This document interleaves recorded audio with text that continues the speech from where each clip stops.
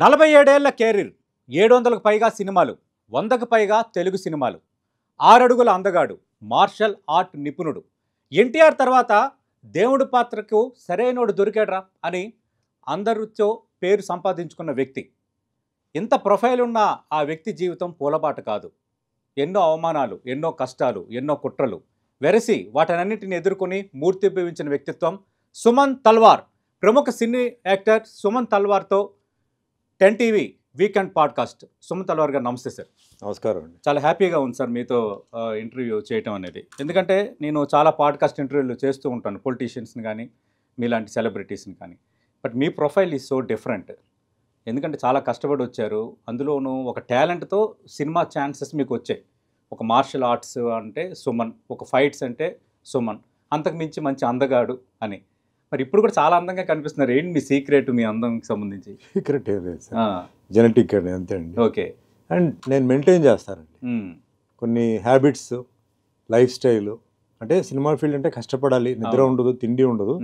అయినా ఆ ప్రాబ్లమ్స్ని మన ప్రాబ్లమ్గా చెప్పకుండా దాన్ని ఎట్లా సొల్యూషన్తో మనం వెళ్ళాలో ఆ విధంగా వెళ్తూ మెయింటైన్ చేస్తుంటాను అన్నమాట. అంటే ఫుడ్ అన్ని కొంచెం కేర్ తీసుకుంటాను. అన్నీ తింటానండి. ప్రొడక్షన్ వాళ్ళకి తెలుసు, ప్రొడక్షన్ ఫుడ్డే తింటాను. Okay, great. బయట ఫుడ్ ఏం కాదు, ప్రొడక్షన్ ఫుడ్డే తింటాను. ఏదేది తినాలి, ఎక్కువ తినాలి, ఏదేది తక్కువ తినాలి, ఏది తినకూడదు, ఓకే, అది ఒక మెనూ లాగా నేను పెట్టుకొని నేను తింటుంటాను, అన్ని తింటాను. అవును. అంటే ఇప్పుడు కూడా ఎలా ఉన్నారంటే ఒక ఏదో సీనియర్ ఐఏఎస్ అధికారి కూర్చున్నట్టుగా ఉన్నారు. అవును, గ్రేట్ సార్. మరి నవీన్ యాదవ్ విజయం సాధించారు, మీ స్నేహితుడు కుమారుడు. ఎంజాయ్ చేస్తున్నారు విన్ని? ఎందుకంటే ఖచ్చితంగా చాలా బలంగా కోరుకున్నారు మీరు గెలవాలని. హైదరాబాద్కి షిఫ్ట్ అవ్వాలి 89లో డిసైడ్ అయినప్పుడు. అంటే అప్పుడు రామారావు గారు ఏంటంటే ఇండస్ట్రీ 90 నుంచి ఇటు 1999 నుంచి మన పోవాలన్నప్పుడు, అప్పుడు నేను జూబ్లీ హిల్స్లో ఒక హౌస్ ఒకటి రెంట్కి ఫస్ట్ తీసుకున్నాను. అంటే నేను నా స్టాఫ్ అందరూ అక్కడే ఉన్నాం. మన స్టాఫ్ ఎందుకు సపరేట్గా పెట్టి ప్రొడ్యూసర్స్కి ఇబ్బంది పెట్టాలని చెప్పి కింద స్టాఫ్, పైన ఉన్నాను. కొంచెం ఒక బంగ్లా టైపే, అంటే స్పేషియస్ లాన్ అంతా ఉంది. అది కొంచెం అంటే జూబ్లీ హిల్స్లో కొంచెం వాడి కాల్ బయట ఉన్న ప్లేస్ అండి. అప్పుడు ఆ సైడ్లో అంతా హౌసెస్ అంతా రాలేదు. సో నైట్ టైంలో అంతా కొంచెం రిస్కీగా ఉండేది. అండ్ ఎవరు బయటకు పోతారు, ఎవరు వస్తారు తెలియదు. అలాంటి టైంలో అఫ్కోర్స్ వాచ్మెన్ అంతా ఉండేవారు. సో ఆ ఒక సిచ్యువేషన్ ఆ జరుగుతున్న టైంలో నాకు చిన్న శ్రీశైలం యాదవ్ పరిచయం అయ్యారు. అంటే చిన్న శ్రీశైలం, శ్రీహరి గారు, యాక్టర్ శ్రీహరి, తలసాని శ్రీనివాస్ యాదవ్ గారు, వీళ్ళందరూ, దానం నాగేంద్ర గారు, అంటే వేరే పిక్చర్ ఓపెనింగ్స్ లో అలా పరిచయం అయ్యారు. చిన్న చిన్న ఇష్యూస్ ఉంటే వాళ్ళంతా సాల్వ్ చేశారు. తర్వాత అందరూ ఇప్పుడు శ్రీశైలం యాదవ్, ఎందుకంటే ఆయన జూబ్లీ హిల్స్లో అప్పుడు యూసుఫ్ కూడా ఉండేవారు కాబట్టి అప్పుడప్పుడు వచ్చి షాప్ ఓపెనింగ్స్ కృష్ణానగర్లో, అంటే సెలూన్ కూడా ఓపెన్ చేశాను. సో ప్రతిదీ నా చేతుల మీద ఓపెన్ చేసి, అన్న మీరు అందరితో క్లోజ్ అవ్వాలి. ఆ టైంలో నాకు కొంచెం ఏదో కొన్ని పండగ దేనికో ఈ చందాలు అడగడానికి కొందరు వచ్చేవారు. బట్ యాక్చువల్ వాళ్ళు రాలే. వీళ్ళందరూ ఏంటంటే సూడో, ఊరికే డబ్బులు లాగడానికి గేట్ దగ్గరకు వచ్చి వాచ్మెన్ని పట్టుకొని అది ఇది చేశారు. నాకు 2-3 సార్లు చెప్పాడు. అప్పుడు నేను ఒకరోజు నైట్ 4-5 మంది వచ్చినప్పుడు నాకు లోపల ఫోన్ వచ్చింది, అంటే ఇంటర్కామ్ ఫోన్ వచ్చింది. ఇట్లా జనాలు రెగ్యులర్గా వచ్చేవాళ్ళు వచ్చారండి అని చెప్తే, సరే నేను అక్కడే ఉండు మాట్లాడుతుండు వాళ్ళతో చెప్పి నేను టక్కని శ్రీశైలం ఫోన్ చేసి, శ్రీశైలం అన్న ఇట్లా చెప్పాను కదా వాళ్ళు వచ్చారంటే, అలాగే ఉండన్నా వాళ్ళతో మాట్లాడుతుండే, నేను పంపుతాను చెప్పి ఒక 4 లారీ మనుషులు పంపాడు. 4 లారీలు ఫుల్. వాళ్ళు 200 మంది ఉంటారు ఈజీగా. వాళ్ళు మొత్తం బెదిరిపోయారండి. ఇదేంటి ఇది, పైగా వచ్చిన 400 మంది కూడా ఏంటంటే అంత తెలిసిన వాళ్ళే మొత్తం. సో ఇంకా అక్కడతో నాకు వాళ్ళ డిస్టర్బెన్స్ కట్ అయిపోయింది. సో అప్పుడు శ్రీశైలం నాకు ఆయన చెప్పారంటే, అన్న నేను ఇక్కడ ఉన్నాను, మీకు ఎటువంటి ఇబ్బంది వచ్చినా కూడా మీరు నాకు ఫోన్ చేయండి, రారు ఇంకా నాకు తెలిసిపోయింది నేను ఇక్కడ ఉన్నానని, సో మీరు ధైర్యంగా ఉండండి ఇక్కడ అని చెప్పేసి అట్లా ధైర్యం, భరోసా ఇచ్చి అలా మెల్లిమెల్లిగా నాకు ఫ్రెండ్ అయిపోయి, నేను వెళ్తున్న కరాటే ఫంక్షన్స్ అంతా ఆయన స్పాన్సర్ చేయడం, మేము కలిసి బయటికి వెళ్ళడం. అదే ఈ గ్రూప్ శ్రీహరి గారు, బయటకు అలా వెళ్ళి we used to be very close అనమాట. తర్వాత మెల్లిగా వి బికేమ్ ఫ్యామిలీ ఫ్రెండ్స్. మా ఇంట్లో ఫ్యామిలీ దీనికి ఆయన పిలవడం, ఆయన ఇంటికి ఎందుకు ఆయన అంటే నాకు ఇష్టం అండి, నాకంటే ఆయనకి ఇష్టం. అయిపోయింది. నా పని వేరే, అతని పని వేరే. సో అలా ఇప్పుడు 30 ఆల్మోస్ట్ ఆల్ ఇప్పుడు నేను ఇక్కడికి వచ్చి 30 years క్రాస్ అయిపోయింది, 32-33 years క్రాస్ అయిపోయింది. సో లాస్ట్ టైం ఏమైందంటే నవీన్ ఆయన ఎంఐఎం పార్టీలో వెళ్ళి పాపం ఈ డి నాట్ సక్సీడ్ అని. అవును 2014. యా సో బాగానే వచ్చాడు, సెకండ్ ప్లేస్ వచ్చాడు. బట్ కొంచెం డిప్రెషన్లో కొడుకుని ఏదో ఒకటి చేయాలని చెప్పి పాపం అతనికి ఒక తపన ఉండేది. And the boy also was always looking forward. So మొన్న నాకు ఇది టికెట్ ఇచ్చే ముందు నాకు మళ్ళీ నవీన్ని నేను దింపుతున్నాను అన్నా అన్నాడు. చెప్పగానే ఒకటే చెప్పాను, నాకు డేట్ చెప్పు శ్రీశైలంలో నేను వస్తాను అని చెప్పాను. పార్టీ ఇంకా అదే చూస్తున్నాను అన్నట్టు, నువ్వు ఏ పార్టీ కావాలంటే నేను, నా పార్టీతో సంబంధం లేదు. నవీన్ దింపావంటే ఆయనకు వచ్చి క్యాంపెయిన్ చేయాల్సిన బాధ్యత నాది. ఓకే నేను వస్తున్నాను, నాకు డేట్ మటుకు చెప్పు, ఎందుకంటే ఆల్రెడీ కమిటెడ్ డేట్స్ నేను డిస్టర్బ్ చేయను ప్రొడ్యూసర్స్ది. ఖాళీ గ్యాప్లంతా నేను మీకు పెట్టేస్తాను, నా లాస్ట్ డేట్ వరకు పెట్టేస్తాను అని చెప్పి ఆయన డేట్లు తర్వాత కాంగ్రెస్ అన్నాడు. ఐ సెడ్ గుడ్, సో నేను వస్తానని చెప్పి నేను డేట్లు ఫిక్స్ చేసి వచ్చాను. ఓకే ఇప్పుడు నేను క్యాన్వాస్ చేయడానికి there are many reasons. Okay ఒకటి మెయిన్ శ్రీశైలం కొడుకు నవీన్ చిన్నప్పటి నుంచి చూశాను. నవీన్ మాతో పాటు ఫంక్షన్స్కి వెళ్తున్నప్పుడు వచ్చిన మనిషి నవీన్ అండ్ బ్రదర్ వెంకట్. నేను వాళ్ళ ఇంటికి చాలాసార్లు వెళ్ళి ఉన్నాను, తిన్నాను. సో మంచి రిలేషన్షిప్ ఉంది. శ్రీశైలం ఇంటి దగ్గర ఏంటంటే ఒక వాతావరణం ఏంటంటే ఎప్పుడు జనాలు ఉంటారు. ఒకటి ఆయన చేసిన సహాయానికి థ్యాంక్స్ చెప్పడానికి, లేదా సమ్ హెల్ప్ అడగడానికి, సమస్య ప్రాబ్లమ్ని క్లియర్ చేయడానికి. యాక్చువల్లీ అప్పట్లో పోలీస్ స్టేషన్లో జనాలు లేరు, అందరు ఇక్కడే ఉండేవారు. ఈయన క్లియర్ చేసి అందరికీ సెటిల్మెంట్, అంటే నువ్వు ఇలా చేసుకో నువ్వు ఇలా చేసుకో అని చెప్పి అలా చేసేవారు అనమాట. అండ్ చాలా మందికి ఫినాన్షియల్ హెల్ప్ అండి, అంటే మెడికల్ అది స్టడీస్కి, పెళ్ళిళ్ళకి చాలా. తర్వాత ఎప్పుడైతే మన టెక్నీషియన్స్ అక్కడ సెటిల్ అయ్యారో వాళ్ళందరికీ ఐడి కార్డుకి అంతా డబ్బు ఇచ్చింది సినిమా టెక్నీషియన్స్. డబ్బు లేకపోతే ఫైటర్స్ అందరికి ఎక్విప్మెంట్ లేకపోతే ఎక్విప్మెంట్ ఇచ్చి ఇదే 7 acres వాళ్ళకి జంప్స్, రోలింగ్ ఇవన్నీ చేయరా అని చెప్పి చాలా హెల్ప్ చేసి, ఒక హెల్పింగ్ నేచర్లో ఉన్న ఒక మనిషి అండి. ఓకే సో నేను మెయిన్గా ఏంటంటే నేను ఆ ఒక విషయం, రెండోది ఏంటంటే నవీన్ని మనం గెలిపించాలి అనేది ఇది ఒక agenda. Okay the second point నేను ప్రాక్టికల్గా నేను మాట్లాడింది కూడా ఏంటంటే ఇది మధ్యతర ఎలక్షన్ అండి, మేజర్ ఎలక్షన్ కాదు, బై ఎలక్షన్ ఇది. సో ఇంకా 3 years టైం ఉంది. నేను నా స్పీచెస్ అన్నింటిలో నేను క్లారిఫై చేసింది ఏంటంటే చూడండి 3 years ఉంది, ఈ 3 years మీకు ఏదైనా పని జరగాలంటే చేయాల్సింది కాంగ్రెస్ గవర్నమెంటే. Centre cannot help you, opposition party cannot help you. ఇంకా నెక్స్ట్ అంటారా చెప్పలేము, తెలియదు. కాంగ్రెస్ వి మే కంటిన్యూ, అవును, ఆర్ వి డోంట్ నో, చెప్పలేం, ప్రజా తీర్పు ఎలా ఉందో తెలియదు. సో అప్పటి వరకు మీరు వెయిట్ చేస్తారా, వెయిట్ చేయండి. ఓకే కానీ ఇప్పుడు మీకు ఈ 3 years మీరు ఎంజాయ్ చేయాలి, మీ కష్టాలు దూరం అవ్వాలి, మీకు రిలీఫ్ రావాలంటే కాంగ్రెస్ గవర్నమెంట్ కావాలి. కాంగ్రెస్ గవర్నమెంట్ కావాలంటే ఏం చేయాలి? అభ్యర్థి మరి కాంగ్రెస్ నవీన్. అవును, సో నవీన్ మీరు గెలిపించాలి. మరి ఇంత ప్రొఫైల్ ఉన్న శ్రీశైలం యాదవ్ ఎందుకు అలాగే ఉండిపోయారంట? రాజకీయంగా అనుకున్నంత స్థాయికి వెళ్ళలేదు. మీరు ఇందాక చెప్పినట్టుగా 30 ఏళ్ళ కిందట తలసాని శ్రీనివాస్ యాదవ్ ఆయన చాలా సందర్భాల్లో మంత్రిగా పనిచేశారు. మొన్నటి వరకు మంత్రిగా ఆయన ఉన్నారు, ఇప్పుడు కీలక నేతగా ఉన్నారు. శ్రీహరి పెద్ద స్టార్గా ఎదిగారు. కానీ శ్రీశైలం యాదవ్ రాజకీయంగా ఎదగలేదు అనేది పక్కన పెడితే ఆయన పైన అంటే మర్డర్ చేశారని, హత్యాయత్నం ఇలాంటి ఆరోపణలు ఎక్కువగా ఎదుర్కొన్నారు. ఆయన మీద కాదండి, నేను మాట్లాడుతున్నప్పుడు ప్రెస్ వాళ్ళు కూడా నవీన్ మీద కూడా చెప్పారు. నవీన్ కూడా రౌడీ షీటర్ కదా, నవీన్ మీద కేసు ఉంది కదా. నేను ఒకటే చెప్పాను, నవీన్ మీద కేసు ఉంటే, నవీన్ ఒక రౌడీ షీటర్ ఉంటే మరి టికెట్ ఎవరు ఇచ్చారు ఆయనకి? ఎలా ఇచ్చారు? Election commissioner. You cannot give. This is అంటే మనం మాట్లాడుకోవడం. శ్రీశైలం గారి మీద రౌడీ షీటర్ గా, తర్వాత ఏదో ల్యాండ్ గ్రాబింగ్, తర్వాత అది ఇది ఉంది. వాటిలో ఎంత నిజం ఉంది, ఎంత అబద్ధం ఉంది నాకు తెలియదు. అది ఏదైనా సరే అవన్నీ కాదు. నాకు అతను ఫ్రెండ్, నాకు ఆయన హెల్ప్ చేసాడు. నేను క్రైసిస్ లో ఉన్నప్పుడు, నాకు ఇలాంటి కొన్ని రిస్క్ ఉన్నప్పుడు అంతా ఆయన హెల్ప్ చేసాడు. నేను అంతవరకు మాట్లాడతాను తప్ప, అన్న నువ్వు ఇది ల్యాండ్ గ్రాబింగ్ చేసేవంట, ఈ రౌడీ షీటర్ అంట, నేను పర్సనల్ మ్యాటర్స్కి వెళ్ళలేదండి. బట్ మీరు అన్నట్టు ఆయన ఎందుకు ఎదలేకపోయాడు, ఎందుకు పాలిటిక్స్ లో రాలేదు, ఎందుకు మరి ఈ రోజు కొడుకు వచ్చాడు. అవును, సో అందుకే చెప్తారు కదా జడ్జి కొడుకు జడ్జి ఆవిడు. అవును, సో అట్లా ఇప్పుడు ఏంటంటే ఆయన కొడుకు ఈ రోజు ప్రూవ్. ఎందుకంటే నవీన్ యాదవ్ గెలిచిన తర్వాత వాళ్ళ ఇంట్లో సంబరం చూస్తే, అంటే ఎన్నో రోజుల నుంచి ఎదురు చూస్తుంది ఆ కుటుంబం.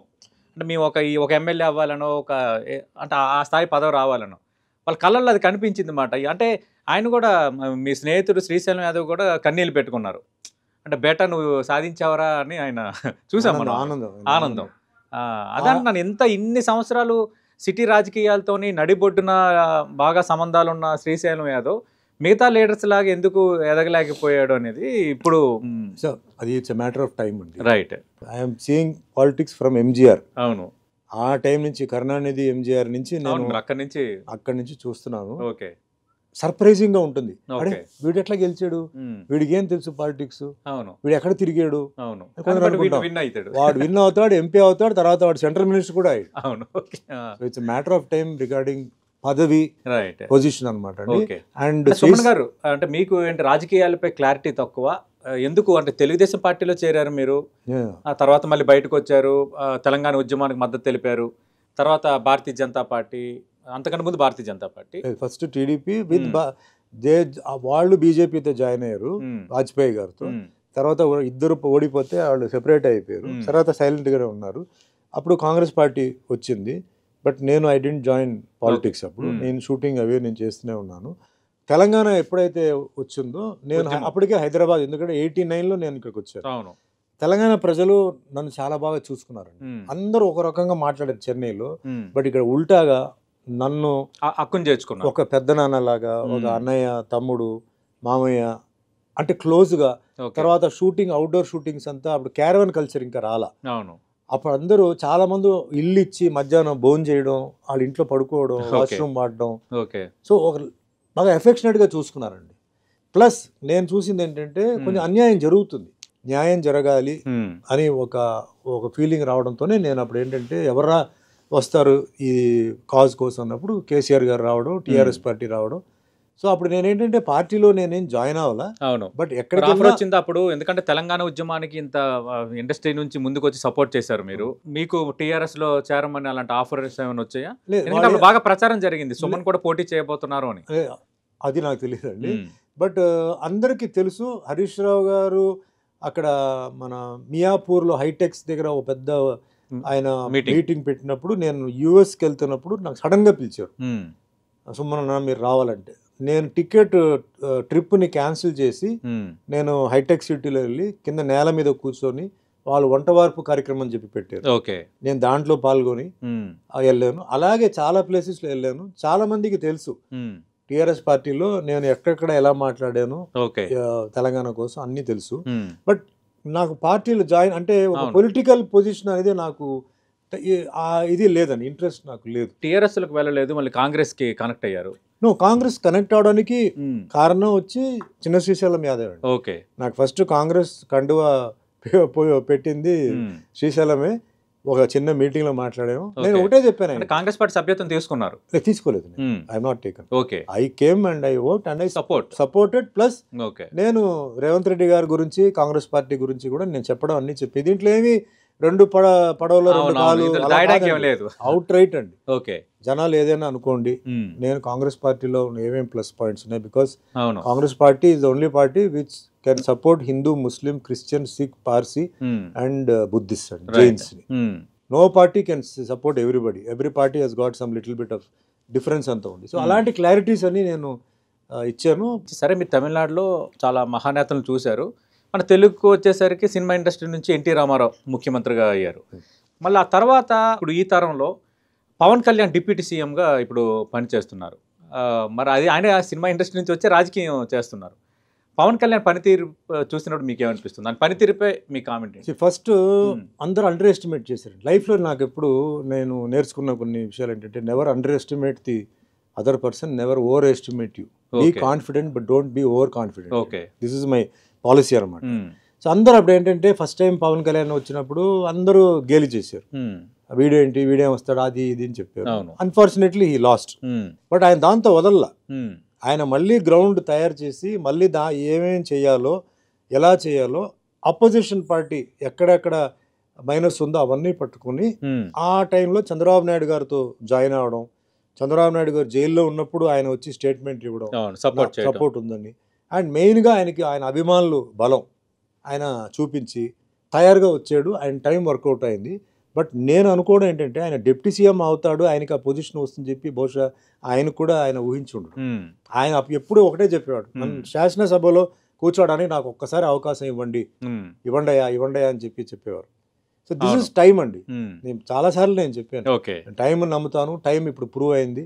ఏ పవన్ కళ్యాణ్ ఒక్కసారి ఓడిపోయారో ఈసారి డిప్యూటీ సీఎంగా ఆయన టైం తీసుకొచ్చి కూర్చోబెట్టింది. అండ్ ఇప్పుడు ఏంటంటే ఇద్దరు జాయింట్గా చేస్తున్నారు. మొన్న కూడా నేను ఏలూరులో, తెనాలిలో అంతా తిరిగి విజయవాడ తిరిగి వస్తున్నాను. థింగ్స్ ఆర్ గెటింగ్ బెటర్ అండి. I will not say best, but getting better. Especially real estate కానీ అవన్నీ ఈస్ గెటింగ్ బెటర్. అండ్ ఇక్కడ ఏమవుతుందంటే Chandrababu Naidu being a good administrator, అది బాగా హెల్ప్ అవుతుంది Pawan Kalyan. He's got more experience, theoretical experience, practical experience చాలా ఉంది. Pawan Kalyan has got crowd pulling youth. So ఆ దీని మీద రెండు జాయిన్ అవడంతో ఏంటంటే నా ఫీలింగ్ డెఫినెట్లీ ఇంకా నెక్స్ట్ 2-3 years లో Amaravati will look different. Amaravati will change. Already ఇప్పుడు విశాఖపట్నంలో గూగుల్ ది అనౌన్స్ చేశారు. So things will go, things will wait చేయాలి.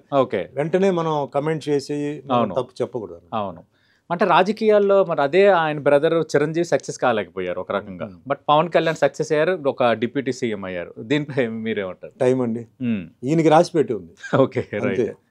చిరంజీవి గారు ఆయన పార్టీ స్టార్ట్ చేశారు. అవును, పార్టీ స్టార్ట్ చేస్తే అందరూ హ్యూజ్, అప్పుడు పవన్ కళ్యాణ్ కన్నా ఎక్కువ జనాలు అటే వెళ్ళారు మొత్తం. అంటే క్యాస్ట్ ఫ్యాక్టర్ ఉండొచ్చు, ఫ్యాన్స్ ఉండొచ్చు, అందరూ వెళ్ళారు.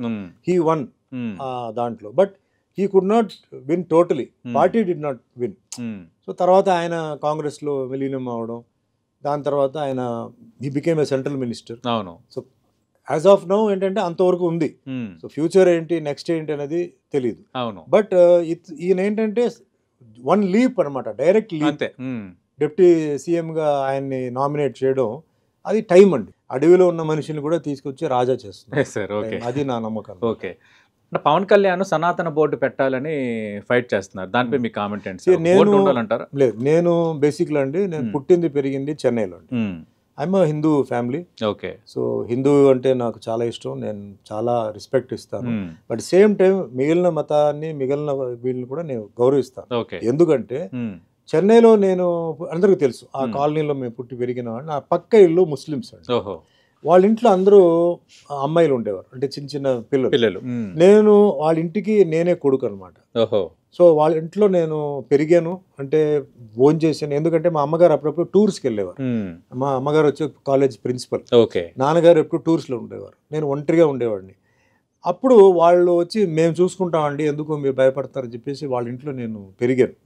సో నాకు ఆ ముస్లిం కనెక్షన్, వాళ్ళ ప్రేయర్స్ కానీ, వాళ్ళ ఇవన్నీ చిన్న వయసు నుంచే నాకు ఇది. నేను చదివిన స్కూల్ వచ్చి టోటల్గా క్రిస్టియన్ స్కూల్, చర్చ్ పార్క్ అని చెప్పేసి క్రిస్టియన్ చెన్నైలో. సో నాకు చిన్నప్పుడే నాకేంటంటే క్రిస్టియానిటీ అండ్ ఇస్లాంది రెండు నాకు వచ్చింది. నాకు ఎక్కువ ఫ్రెండ్స్ పార్సీ వాళ్ళండి, పార్సీ కమ్యూనిటీ ఎక్కువ మంది ఉండేవారు.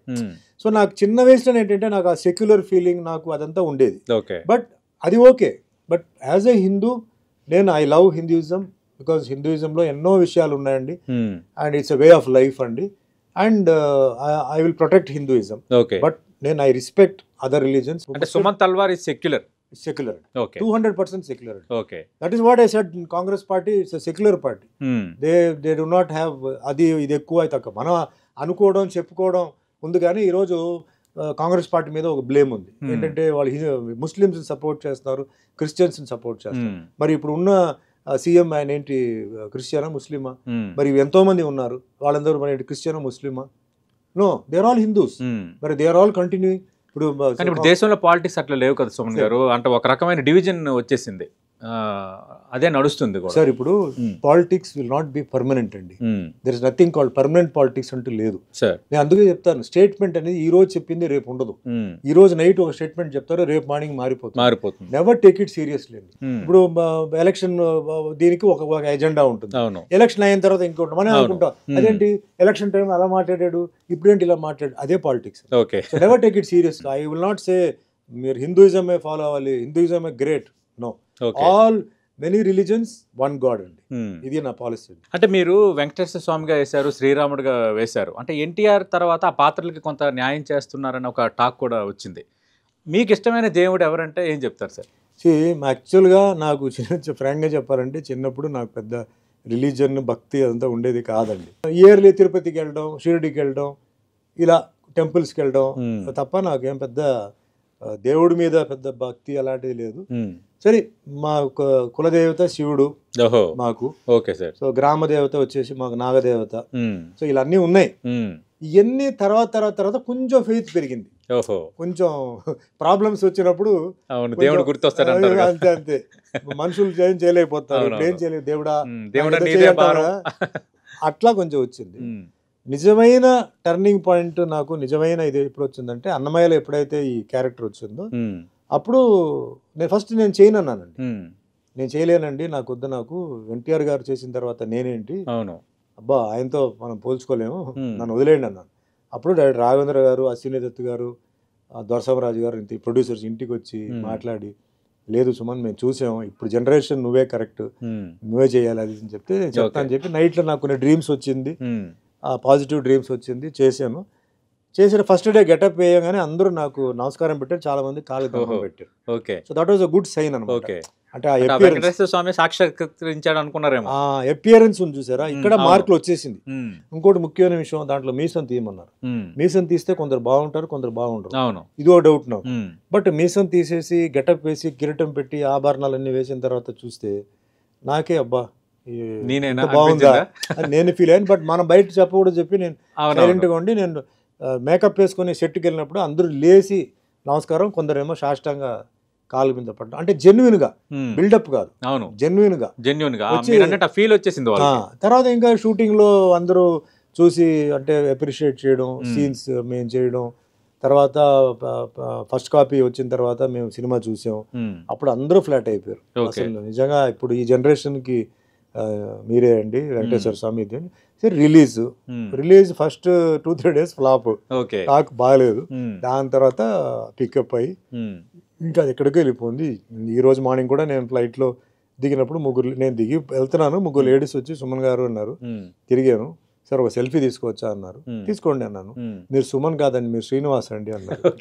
సో అంత గుర్తింపు, అది నిజంగా నాకు ఆ విషయంలో మట్టికి నేను నిజంగా అక్కడే నేను అంటే నేను సినిమా స్టార్ట్ చేసి నేను అప్పుడే వెంకటేశ్వర స్వామి భక్తుడు అయిపోయాను.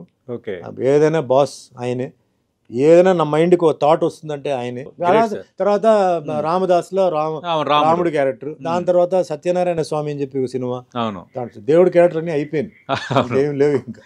ఓకే, చాలా మంది అన్నారని టాక్ ఏంటి, సుమన్ ఏంటి ఇలాంటి అలాంటి మహత్తరమైన పాత్రలు, అలాంటి పవిత్రమైన పాత్రలు అని కొందరు అన్నారని విన్నాను, కరెక్టేనా? అదే పవన్ కళ్యాణ్ ఏంటి పాలిటిక్స్ ఏంటి చెప్పినట్టు, అలాగే నన్ను కూడా ఏంటంటే ఈయనకేంటి ఆ పని ఎందుకు, సైలెంట్ గా ఉండొచ్చు కదా, ఫైటింగ్ గీటింగ్ చేసుకుని ఉండొచ్చు కదా అన్నారు బిగినింగ్ లో. అది కూడా నేను మీ వరకు వచ్చింది, వచ్చింది డిస్కస్ చేస్తే డైరెక్టర్ గారు ఒకటే అన్నారు, సుమన్ నువ్వు ఏం ఫీల్ అవ్వద్దు, మేము చూసాం, మాకు తెలుసు, వీఆర్ కాన్ఫిడెంట్, ఇప్పుడు ఏం చెప్పం మేము, సినిమా రిలీజ్ అయిన తర్వాత నువ్వు చూడు ఏడుస్తారు థియేటర్లో అన్నారు. అలాగే అందరూ ఏడ్చారు. అంత అలాంటి పాత్రలు చేసేటప్పుడు గతంలో ఎన్టీ రామారావు కానీ మిగతా యాక్టర్స్ కొంత నిష్ఠతో ఉండేవారు అని అంటారు. అంటే దానికి తగ్గట్టుగా అంటే ఆ పాత్రకి ఆ పవిత్రతను చేకూర్చేలా నిష్ఠతో ఉండటం అనేది, మీరు కూడా అలాగే ఫాలో అయ్యారు? నాకు ఆయన ఏం చేశారో తెలియదండి. నాకు అప్పుడు సీనియర్స్ అందరూ నాతో పాటు ఉన్నారు, ఆయనతో పనిచేసిన వాళ్ళందరూ నాతో పాటు కొందరు ఉన్నారు. అప్పుడు వాళ్ళు చెప్పింది ఏంటంటే ఆయన నేల మీద పడుకునేవారు. తర్వాత ఆయన జనరల్ గా ఎర్లీ మార్నింగ్ 3కి లేస్తారు. జనరల్ అది ముఖ్యమంత్రి ఉన్నప్పుడు 2కే లేచేవారు, 3 o'clock లేచేవారు. సో లేచి 5కి అంతా రెడీగా ఉండేవారు. నాకు ఇక్కడ ఏంటంటే అన్నపూర్ణ స్టూడియోలో 5 o'clockకి నేను రిపోర్టింగ్ టైం అండి, మేకప్ మార్నింగ్ 5కి. సో నేను మార్నింగ్ 3కి లేచి స్నానం చేసి రెడీ అయిపోయి 5కి వస్తే 5 to 9 makeup, 4 hours sir makeup. దానికి ఓపికగా ఉండేవారు, అలాగా తప్పదుగా. 9 o'clockకి సెట్కి వెళ్తే 1 o'clock బ్రేక్ ఇచ్చేవారు. ఆ 1 o'clock బ్రేక్ ఇస్తే రూమ్కి రావడం, కిరీటం అవన్నీ తీసేయడం, ముందు నేల మీద పడుకోవడం, ఒక అరగంట పడుకొని తర్వాత లేచి తర్వాత తినేసి మళ్ళీ టచ్అప్ చేసి తర్వాత ఈవినింగ్ 6, 7, 8 వరకు. అలా 8 months నేను చేశాను. 8 months నాన్ వెజిటేరియన్ వదిలేశాను. 8 months నో ఫ్యామిలీ లైఫ్ అండి. 8 months కింద నేల మీద పడుకోవడం, 8 months ఎంత చలి అయినా చల్లనీళ్ళతోనే స్నానం చేశారు. అసలు దేవుణ్ణి నమ్మలేని వాళ్ళు, దేవుళ్ళని విమర్శించే వాళ్ళు కూడా ఇప్పుడు దేవుడి మీద మళ్ళీ సినిమాలు తీస్తున్నారు, డబ్బులు సంపాదించుకుంటున్నారు. సార్ ఇప్పుడు అది చేయవచ్చండి, కానీ ఇక్కడ ఒకటే చెప్తాను, ఈ ఒక్క విషయంలో మట్టి కొంచెం జాగ్రత్తగా ఉండాలండి. ఎందుకంటే కర్మ అనేది ఒకటి ఉంది, అది వెంటనే రియాక్ట్ అవ్వదండి. ఓకే, కొందరికి వెంటనే అవుతాయి, కొందరికి తర్వాత వస్తాయి. మోసం చేసి లేకపోతే జనాల్ని చీట్ చేసి తర్వాత అలాట్ చేసి ఈ ఒక్క పాయింట్ లో, అది హిందూయిజం ఉండొచ్చు, ఇస్లాం ఉండొచ్చు, ఏదైనా ఉండొచ్చు, చేశారంటే మట్టికి తర్వాత వాళ్ళకి రిపర్కషన్ ఖచ్చితంగా ఉంటుంది. ఓకే, అది మట్టుకు తప్పు. ఎందుకంటే మీరు మామూలు అమాయకుల్ని మీరు మోసం చేస్తున్నారు. అవును, మామూలు ప్రజలు అమాయకులు, దేవుడు అంటే నమ్మి వాళ్ళు వస్తున్నారు. బట్ మీరు చేసే అక్కడ వ్యాపారం వచ్చేసి అది దొంగతనం వ్యాపారం, స్ట్రీట్ కాదు అది. అవును. సో డెఫినెట్లీ అది తగులుతాయి, అది వాళ్ళకి తగలకపోయినా వాళ్ళ పిల్లలకి తగులుతాయి. ఓకే, అది చూసి వాళ్ళు బాధపడతారు, ఏడుస్తారు. అంటే దేవుడి మీద మతాల మీద ఎంత విశ్వాసం ఉన్న సుమన్ గారు చేతపడిని ఎందుకు నమ్ముతున్నారు? సార్ అది ఉంది సార్, అది ఇక్కడ మన తెలుగు రాష్ట్రాల్లో లేదు, కానీ మీరు కేరళ రాష్ట్రంకి వెళ్ళారంటే అక్కడ చాలా ప్లేసెస్లో జరుగుతున్నాయి. అక్కడ కొన్ని ప్లేస్ ఉంది వేర్ ఆ చేతపడిని రిమూవ్ చేసే ఇది ఉంది, జనాలు ఇప్పుడు కూడా వస్తున్నారు, వాళ్ళకి రిలీఫ్ వస్తుంది. మీ పైన ఎప్పుడైనా ఎవరైనా చేశారు సార్? నాకు తెలీదు, బట్ నేను కొంచెం అన్ఈజీగా ఫీల్ అయ్యి సంథింగ్ ఏదో అన్ఈజీగా ఉన్నప్పుడు నేను రెఫర్ చేస్తే రండి ఇక్కడ చేద్దామని చెప్పారు, అక్కడికి వెళ్ళాను. అక్కడ వెళ్ళిన తర్వాత నాకు కూడా నమ్మకం లేదు. సరే ఇద్దరు ముగ్గురు చెప్పినప్పుడు మనం ఎందుకు చేయకూడదు, రేపు నేను అప్పుడే చెప్పాను కదా చేసి ఉండొచ్చు కదా అని అంటారు చెప్పి వెళ్ళాను. వెళ్ళిన తర్వాత అది చేయడం మట్టుకు విత్ ఫెయిత్ తో చేశాను. ఆ చేశాను, ఆ పూజ అంతా ఉంది, అది బాగా చెండ అంతా కొడతారు, అదంతా ఉంది అనమాట. వచ్చేసాను, వెంటనే నాకు రాలా.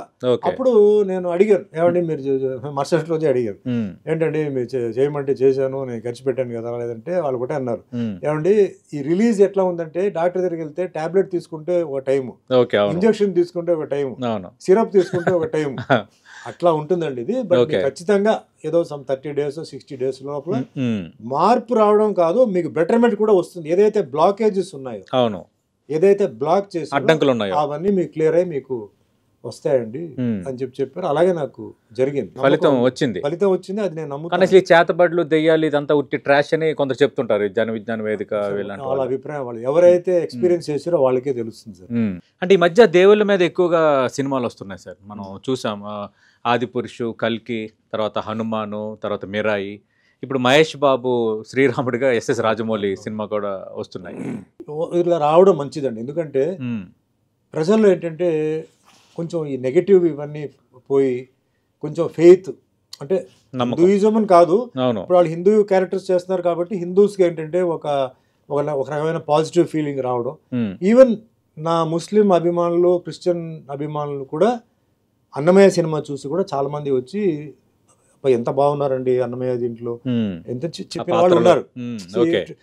ఇప్పుడు ఉన్న ప్రెసెంట్ సిచ్యువేషన్ ఎలా ఉందో దానికి తగ్గ రాసి చేస్తే డెఫినెట్లీ జనాలకి నచ్చుతుంది. మరి మహేష్ బాబు వారణాసి టీజర్ చూసారా? మీకంటే అందంగా ఉన్నారు మహేష్ బాబు. మహేష్ బాబు నాకన్నా అందంగా ఉన్నాడు సార్, ఎవరు కాదంటారు ఇప్పుడు. బట్ అంటే డెఫినెట్లీ బాగా సూట్ అయింది. అండ్ రాజమౌళి గారు టాప్ డైరెక్టర్ కాబట్టి ఐ థింక్ ఈ సినిమాలో ఎటువంటి కాంప్రమైజ్ ఉండదు.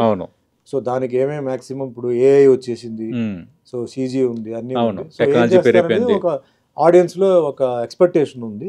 సో ఆ ఎక్స్పెక్టేషన్ తగ్గ టచ్ అయ్యిందంటే డెఫినెట్లీ బాగుంటుంది. ఒక విమర్శ ఉంది సార్, అంటే సినిమా వాళ్ళు పురాణాలు వాళ్ళకి ఇష్టం వచ్చినట్టుగా మార్చేస్తున్నారు అని. ఎందుకంటే అర్జునుడి కంటే కర్ణుడు గొప్పవాడని, వాళ్ళకంటే వీళ్ళు గొప్పవాడని సినిమాల్లో చూపించేస్తున్నారు. అది కొంత మిస్లీడ్ చేయటం కాదా? తప్పకుండా సార్, హిస్టరీని ఎవరు చేంజ్ చేయకూడదు, అడిగేవాళ్ళు ఎవరు లేరు. అలా జరిగేటప్పుడు కోర్టులో వెళ్ళి ఎవరైనా ఒక ప్లీ వేసి ఆపేసి ఇది కరెక్ట్ కాదు ఇది అని చెప్పి, ఇప్పుడు ఫర్ ఎగ్జాంపుల్ ఆదిపురుషు సినిమా వచ్చిందండి. ఆదిపురుషు సినిమాలో రావణాసురుడు గెటపే వేరే అండి, లెదర్ జాకెట్, లెదర్ ఇది, అందుకే అది క్లిక్ అవ్వలేదు. అండ్ రాముల వారిని మీసాలతో చూపించారు, ప్రభాస్ని. మరి వీళ్ళందరూ ఎలా యాక్ట్ చేశారో తెలియదు, కానీ కమెంట్ చేశారు, కానీ ఎవరు ఆ సినిమాని ఆపల. హిందూయిజం మరి డెవలప్ అవ్వాలి, హిందూయిజం మరి అందరికి రీచ్ అవ్వాలంటే డెఫినెట్లీ ఇదన్నీ స్ట్రిక్ట్ యాక్షన్ తీసుకోకపోతే ఇంకా అలాగే ఎవరికి వాళ్ళు నచ్చినట్టు జరుగుతుంది. ఇదే వాళ్ళు వేరే రిలీజన్ మీద తీయమని చెప్పండి, అది థియేటర్ తగలబెట్టి ఉంటారు.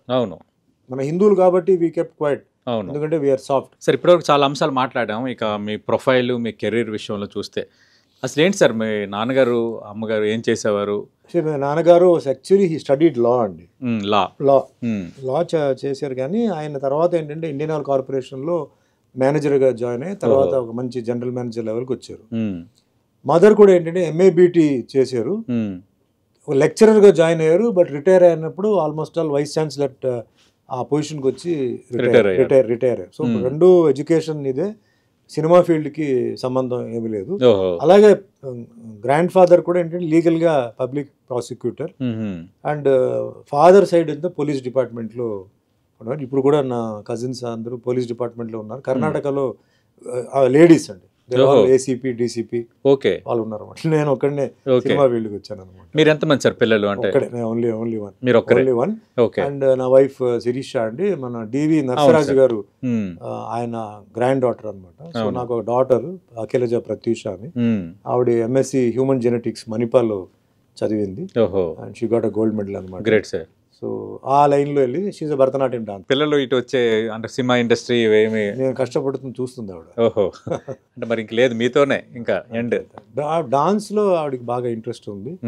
సో ఆవిడకి అంత ఇంట్రెస్ట్ లేదనుకో, మేము కూడా నేను ఫోర్స్ చేయలేదు. అవును, అంటే ఆవిడకి ఏది ఇష్టం ఉందో ఆవిడ చిన్నప్పటి నుంచి డాన్స్ నేర్పించాం, సో అదే కంటిన్యూ చేసింది. అవును. సో అలాగే ఆవిడ సబ్జెక్ట్ హ్యూమన్ జెనెటిక్స్ నేను చేయాలని చెప్పింది. టఫ్ సబ్జెక్ట్ అది, ఓకే చేసుకో అని చెప్పాం. 2 years మణిపాల్లో వెళ్ళిపోయి అక్కడే ఉంది, ఓకే చదివింది. She got a gold medal also. Great. So that's it. Okay, first cinema first రోజే మీరు ఫైటర్ పళ్ళు రాలు కొట్టారంటారు, కరెక్ట్ అన్న? ఫస్ట్ సినిమా కాదండి, అది తమిళ్లో నేను చేసేటప్పుడు. ఓకే, నాకు అప్పుడు అంటే నా కెరియర్ ఈ విషయం వచ్చేటప్పటికి ఇది ఒక డిఫరెంట్ స్టోరీ. ఈరోజు నన్ను చూశారండి, ఈరోజు నన్ను చూశారు. మధ్యాహ్నం ఇంటికి మనిషి వచ్చారు, అంటే ఒక మెకానిక్, కార్ మెకానిక్, అతను కిట్టు అని చెప్పి మాకు తెలిసిన. సాయంత్రం మాట్లాడాడు. మరుసటి రోజు మేము ముందు వద్దన్నాను, మా మదర్ తర్వాత పర్లేదు ట్రై చేయపో తప్పే ఉంది అన్నారు మా మదర్, కాలేజ్ ప్రిన్సిపల్గా ఉండి. ఓకే, మరుసటి రోజు డైరెక్టర్ ప్రొడ్యూసర్ రామన్న అని చెప్పి తమిళ్లో చూశాను. ఆ రోజు ఈవినింగ్కి నేను హీరో అయిపోయాను. ఓహో, షూటింగ్ చూడాలని పిచ్చి ఉంది. షూటింగ్ చూశాను. చూసిన తర్వాత అబ్బో, అంటే అప్పట్లో చాలా డిఫికల్ట్ అండి, పెద్ద పెద్ద లైట్లు, ఎక్విప్మెంట్ అన్ని ఇప్పుడు ఉన్న ఎక్విప్మెంట్కి 10 times పెద్దది. అవును, హీట్ కూడా జనరేట్, హీట్ తర్వాత ఇన్ని రిహర్సల్సా అలా అని చూసి నేను ఇంకా అసలు ఆ థాటే రాలా. ఓహో, బట్ అదే టైము నా డెస్టినీ అంటాను చూసారా. 3rd day మార్నింగ్ నేను స్టూడియోలో ఉన్నాను. ఫ్లైట్స్ ముందు కెమెరా ముందు నిలబడిన తర్వాత అప్పుడు తెలిసింది కష్టం ఏంటో. తర్వాత సాంగ్ షూటింగ్ అన్నారు. నాకేమో ఈ సినిమా డాన్స్ తెలియదు, మామూలు మైట మ్యూజిక్ పెడితే ఇలా ఇలా ఏదో చేయడం అంతే తెలియదు. అప్పుడు సుందరం మాస్టర్ నాకు first dance, Prabhudeva father. So ఆయన నా రిహర్సల్ చూసి, సుమన్ నువ్వు డాన్స్ నేర్చుకోవాలి, ఈ సాంగ్ వరకు నేను మేనేజ్ చేస్తాను, ఎందుకంటే దీంట్లో పెద్ద మూమెంట్స్ లేవు, బట్ నీకు ఎందుకంటే ఆ సింక్ చేయడం అవన్నీ నేర్చుకోవాలి, నువ్వు డాన్స్ నేర్చుకున్నావు. సార్ ఎలా సార్, నాకు షూటింగ్ ఏమో 3 months వరకు ఉంది అంటే, మార్నింగ్ వెళ్ళు క్లాస్కి అని చెప్పి చాలా కూల్గా చెప్పాడు. అంటే మార్నింగ్ నేను 4:30కి లేచి బయలుదేరి 5 to 6 డాన్స్ క్లాసు, ఇంటికి వచ్చి స్నానం చేసి 7:30కి షూటింగ్, నైట్ సినిమా. ఇట్లా నా కెరియర్ని నేను చేసుకుని పోతున్నాను. నా ఎసెట్ ఏంటి అక్కడ, నేను కరాటే బ్లాక్ బెల్ట్ అప్పుడు. సో దాన్ని నాకు ఎవరు నేర్పించక్కర్లా, నేను వాళ్ళందరికీ కంపోజింగ్ చేసి ఇలా ఉంటే ఇలా వెళ్ళడం, వాళ్ళందరూ హ్యాపీ ఫీల్ అయ్యారు. అప్పుడు ఫైట్ చేసేటప్పుడు తెలియకుండా, అంటే రాంగ్, అవతల వాడిది రాంగ్ టైమింగ్, ఆయన ఇటు తిరగడం వల్ల ఇటు తిరిగాడు, తగిలింది, ఎగిరిపోయింది. అదే తప్ప అలా ఒక బిగినింగ్. అంటే నాకు సినిమాటిక్ ఫైట్ అప్పటికే రాలా, అంటే మీరు చేయడం డైరెక్ట్ కొట్టడమే కదా ఒరిజినల్. అట్లా నాకు రియాక్షన్ రాకపోతే, సార్ ఇక్కడ రియాక్ట్ చేయాలంటే నేను చెప్పాను, నువ్వు కొడితే కదా నాకు రియాక్షన్. సార్ నేను కొట్టను సార్, నేను అంతవరకే తీసుకొస్తాను, మీరే రియాక్ట్ చేయండి, అలా కుదరదు, నువ్వు కొడితేనే నాకు కొంచెం. కానీ మీరు సీరియస్ గా అలా చేస్తుంటే ఇప్పుడు చాలా మంది హాస్పిటల్ ఉంటారు. నేనే కుట్టించుకున్నాను, అప్పుడే నాకు రియాక్షన్ వచ్చింది. తర్వాత మెల్లిగా ఓహో ఇది యాక్టింగ్, ఇది రియల్ కాదు, దానికి తగ్గట్టు మనం చేయకూడదు, వాళ్ళు చేయకూడదు అని చెప్పి తర్వాత చేంజ్. చాలా స్టెప్ బై స్టెప్గా ఎవ్రీథింగ్ నేను ఐ లెర్న్డ్ అండి. I was a very immature actor. అవును, నాకు ఏమీ తెలియదు. సినిమాలు చేయడం ఒక ఎత్తు, మన కెరీర్లో చెప్పుకోదగ్గ సినిమాలు ఉన్నాయని అనేది రెండో ఎత్తు. మూడోది మాలాంటి వాళ్ళం కానీ ఇందాక అన్నమయ్య అన్నట్టుగా ఆ సినిమాలు ఆయన కోసం చూడాలని మేమందరం అనుకున్నట్టు, అంటే నేను ప్రేక్షకుని అనుకోండి అట్లా. అది చాలు సార్. మీరు కెరీర్లో మీరు అంతకు మించిన సక్సెస్ ఏంటి, నా అంతకు మించిన రీచ్ అవ్వటం ఏంటి? నా రికార్డు నేను సృష్టించేసానండి. ఇప్పుడు ఇంకా వచ్చేదంతా ఏంటంటే బోనస్. Okay. ఎందుకంటే ఎందుకు ఆ మాట చెప్తున్నా అంటే Hmm. President of India Shankar Dayal Sharma గారు Sir. వెంకటేశ్వర స్వామి భక్తుడు. అవును. అన్నమయ్య సినిమా కరెక్ట్గా టైం రిలీజ్ అయింది, ఆయన పవర్లో ఉన్నాడు. ఆయన ఎవరో చెప్పారంట ఇట్లా అన్నమయ్య సినిమా ఉందంటే నేను చూడాలని చెప్పారు.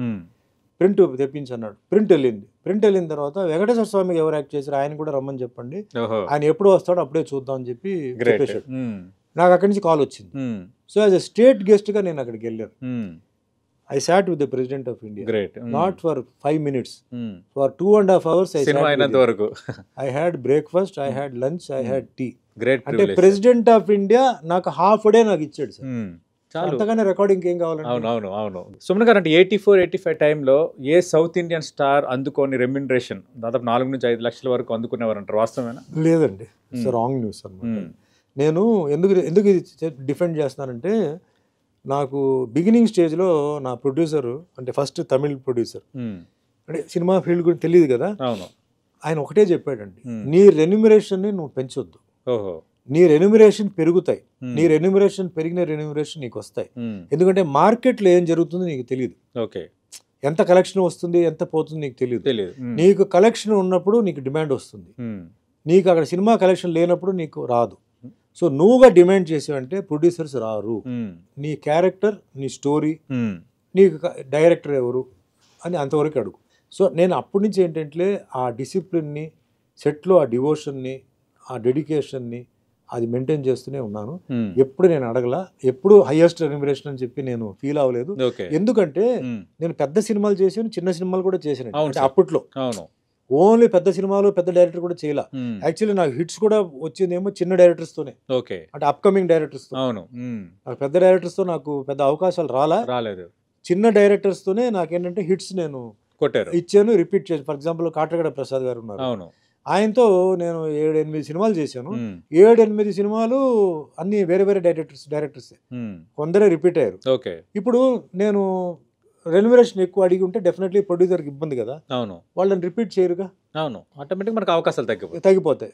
కానీ నేను ఇప్పుడు ప్రౌడ్గా చెప్తానండి, హీరోగా I have been repeated 3 or 4 times by each producer. Great, that is my discipline, my conduct, మా ఇది. సార్ ఈ తరం హీరోలు అంటే మీ తరం హీరోలు మీకు ఎవరు బాగా close sir? Chiranjeevi, Balakrishna, sir Nagarjuna. మాకు 80s అని ఒక గ్రూప్ ఉందండి, ముందు లేదు. అవును, ముందు షూటింగ్ అయిపోయిన తర్వాత ఎవరు ఇంటికి వెళ్ళిపోవడం. అప్పుడప్పుడు చిరంజీవి ఇంట్లో గెట్ టుగెదర్ అది 80s గ్రూప్ అని. సుహాసిని, మన మణిరత్నం సుహాసిని అండ్ లిజీ, ప్రియదర్శన లిజీ ఉంది కదా, వాళ్ళు ఫామ్ చేశారు. సో ఫామ్ చేస్తే ఇయర్లీ ఒక 3 times అండి మేము కలుస్తాం. 80s గ్రూప్ మేము కలుస్తాం. అక్కడ ఏంటంటే మా ఈగోలు, మా యాటిట్యూడ్ మాకు అవన్నీ లేవు, ఉన్న అవన్నీ బయట వదిలేసి నేల మీద కూర్చోవడం సరదాగా ఈవినింగ్ 6 నుంచి మార్నింగ్ 6 వరకు ఒక పార్టీ లెవెల్లో డాన్స్ గేమ్స్ చేసుకోవడం, పాట పాడడం, ఆ విధంగా మేము ఉంటాం. We don't interfere into family matters. మేముగా ఏదైనా చెప్తే అంటే పిల్లలు ఇది చేస్తున్నారు లేకపోతే ఇది నేను చేస్తున్నా ఇది చేస్తున్నాను తప్ప మాట్లాడేది షూటింగ్స్ గురించి, సరదాగా బయట గురించి సరదాగా ఉండిపోవడం అది చేస్తున్నా, అలా మెయింటైన్ చేస్తూనే ఉన్నాం. అంటే సినిమా తారలకి కొంత యాటిట్యూడ్ ఎక్కువ, వాళ్ళు దైవం సంబూతులుగా ఫీల్ అవుతుంటారు అని కొందరి మీద ఉంది, అట్లా టాక్ ఉంది. ఇప్పుడు నేను ఎయిర్పోర్ట్కి వెళ్తుంటాను, చెప్తున్నా ఉదాహరణ చెప్తాను. అవునవును, చెప్పండి సార్ ప్లీజ్. ఎర్లీ మార్నింగ్ వెళ్తానండి. ఎర్లీ మార్నింగ్ 6 o'clock ఫ్లైట్ అంటే నేను కొంచెం రెడీ అవడంతో కొంచెం టైం పడుతుంది. నేను 2 o'clock లేస్తానండి. 2కి లేచి నేనే కాఫీ చేసుకొని నేనే మెల్లిగా లేచి అవన్నీ చేసి 3:30కి బయలుదేరుతాను. 3:30 బయలుదేరి 4:30కి వస్తానండి. అంటే 6 o'clock ఫ్లైట్కి ఎయిర్పోర్ట్కి. ఎయిర్పోర్ట్ వాళ్ళందరికీ తెలుసు నేను ఎప్పుడు ఆన్ టైంలో ఉంటాను, లేట్గా చాలా రేర్ అది. నేను అలాగే వెళ్తుంటే సార్ ఒక సెల్ఫీ తీయవచ్చు అని అడుగుతాడు. ప్రీవియస్ డే నేను షూటింగ్ చేసి నేను మిడ్-నైట్ లేసి నేను వెళ్తున్నాను, టైర్డ్గా ఉంటాను కదా. అటు సెల్ఫీ తీసిన తర్వాత ఫేస్ ఏంటి సార్ డల్గా ఉంది అంటాడు. కళ్ళు ఏంటి ఎర్రగా ఉంది, నైట్ కొంచెం ఎక్కువ అయిందా అంటాడు. ఇలాంటి అనుభవాలు ఎదురయ్యాయి చాలా. నాకు నా మైండ్ ట్యూన్ అప్ అయింది కాబట్టి నేనేం చెప్పను. అవునవును, లేదండి నిద్ర లేదండి సరే ఏదో క్యాజువల్గా వెళ్ళిపోతారు. కొందరు వెంటనే రియాక్ట్ అవుతారు. ఇంకా బాలకృష్ణ గారు అయితే వెంటనే ఉంటుంది రియాక్షన్. మోహన్ బాబు గారు ఉన్నారు, అవును, ఆయన ఎక్స్ట్రీమ్, అవును, ఆయన కంట్రోల్ చేయలేడు. బాలకృష్ణ అయినా పాప ఇప్పుడు బాలకృష్ణ గారి గురించి చెప్తానండి. మ్మ్. బాలకృష్ణ గారు ఒక ఎమ్మెల్యే, అవును. బాలకృష్ణ గారు ఒక బసవతారక దానికి ట్రస్ట్ చైర్మన్. మ్మ్. అది కాకుండా ఆయనకి వేరే ఇది ఉంది, అది కాకుండా ఆయన యాక్టర్. మ్మ్. ఎన్ని ఉంటాయండి brain లో. అవునవును. మనం ఎంతవరకు మాట్లాడాలో అంతవరకే మాట్లాడాలి. అవును. అది వదిలేస్తే ఎవరికైనా సప్పని కోపం వస్తుంది. సార్, ఎంత ఆనందంగా నడుస్తున్న మీ జీవితంలో 1985 మే 19 అనేది ఒక చీకటి రోజుగా అవును ఉండిపోయింది. అవును. ఏంటంటే సుమన్ కెరీర్ చూసి ఎవరికి అంత ఏడుపు, ఎవరికి అంత వారవలేనితనం, ఎందుకు అంత ఒక కేసులు, ఇన్ని కేసులు, జైలుకి వెళ్ళటం ఇదంతా? చంద్రబాబు నాయుడు ఎందుకు జైలుకి వెళ్ళారు ఉమ్, చెప్పండి మీరు? ఉమ్, క్లీన్ మనిషి కదా. పోనీ అప్పుడు జైలుకి వెళ్ళారు ఆయన. ఉమ్, జైలుకి వెళ్ళిన తర్వాత ఆ కేసు ఏమైంది? ఉమ్, ఏమీ లేదు. టైం అనేది చాలా చాలా పవర్ఫుల్. So Hmm. నాకు ఆ టైంలో అట్లా జరగాలని ఉంది. తర్వాత ఏమీ ప్రూఫ్ లేదు, ఏమీ లేదు. బట్ ఒక 85 మే ఉమ్, 19th Hmm. నుంచి ఉమ్, ఆల్మోస్ట్ ఆల్ 3 years చెప్పొచ్చు, ఓకే. 88 వరకు ఓహో. నేను సఫర్ అయ్యాను. అంటే ఆ సఫరింగ్లో చాలా విషయాలు నేర్చుకున్నాను, చాలా విషయాలు జరిగింది, అదంతా అవును. ఓకే. అవును. బట్ ఒక మంచి గోల్డెన్ పీరియడ్లో నాకు ఆ స్ట్రైక్ నాకు రావడం, ఉమ్, పెద్ద దెబ్బ అవడం. బట్ ఆ టైంలో ఇందాక మీకు చెప్పాను ముందే, ఉమ్, మంచి స్నేహితులు నాకు దొరకడం. దొరికారు. ఆ టైంలో నా ప్రొడ్యూసర్స్ అందరూ నన్ను సపోర్ట్ చేశారు. Hmm. ఎవరు నన్ను వదల్లా. ఓకే. ఎస్పెషలీ కాటగడ ప్రసాద్ గారు. నేను నిబంధనలో ఉన్నప్పుడే ఉమ్, వచ్చి 3 సినిమాలు, ఓహో. బందిపోటు, ఉగ్రనేత్రుడు, పల్నాటి రుద్రయ్య, రుద్రయ్య 3 సినిమాలు ఆయన చేసి 3 మంచి హిట్ అయ్యాయి. హిట్, 3 100 days, అవునవును. 100 days హిట్ ఇచ్చాం. అప్పుడు వచ్చిన మీ మీద ఉన్న ఎలిగేషన్స్, ఆరోపణలు బ్లూ ఫిల్మ్స్, ఆ, తర్వాత సో- నకిలీ మద్యం, ఇవన్నీ అత్యాచార యత్నం గుండాస్ చేశారని. యాక్ట్ కి కావాల్సిన ఏమేమి ఉన్నాయో అన్ని కేసులు పెట్టారు సార్. ఉమ్, నేను గుండాస్ యాక్ట్ లో పెట్టారు. సో గుండాస్ యాక్ట్ కని ఒక 11 కేసులు పెట్టాలి. ఉమ్, యాక్చువల్లీ గుండాస్ యాక్ట్కి ఇదే కావాలి, బ్లూ ఫిలిం కాదు. ఉమ్, బ్లూ ఫిలింతో సంబంధం, ఎందుకంటే బ్లూ ఫిలిం తర్వాత వాళ్ళ ఆర్గ్యుమెంట్ ఏం చేశారంటే blue film is not a crime. Um, 1 person is acting, 1 person is shooting. Shooting, it is not a crime. Right. ఆ తర్వాత డిస్కషన్ వచ్చింది ఉమ్, ఇవి క్రైమ్స్. ఓహో. Threatening of life, life, illicit attempt liquor. Murder, illicit liquor, Hmm. అది goondas act. Okay. Goondas act వేసి ఉమ్, goondas act లో first bail south ఇండియాలో ఉమ్, నేను తీసుకున్నాను. ఓకే. నా లాయర్ ఫైట్ చేసి తీసుకున్నాను. ఓహో. ఎందుకంటే ఆ డేట్లు ఏదైతే ఆ డేట్స్ మీద వాళ్ళు క్రైమ్ చెప్పారో ఉమ్, ఆ 3 డేట్లు నేను వేరే చోట షూటింగ్లో ఉన్నాను. ఓ. లక్కీగా షూటింగ్లో ఉన్నాను, బెంగళూరులో ఉన్నాను, మైసూర్లో ఉన్నాను. ఉమ్. సో ఆ ప్రూఫ్ పెట్టగానే అది డ్రాప్ అంటే అయిపోయింది. ఎవరికి సార్ సుమన్ అంటే అంత కక్ష? ఎవరికి దీని వెనక మాస్టర్ మైండ్ ఎవరు తెలిసిందా తర్వాత?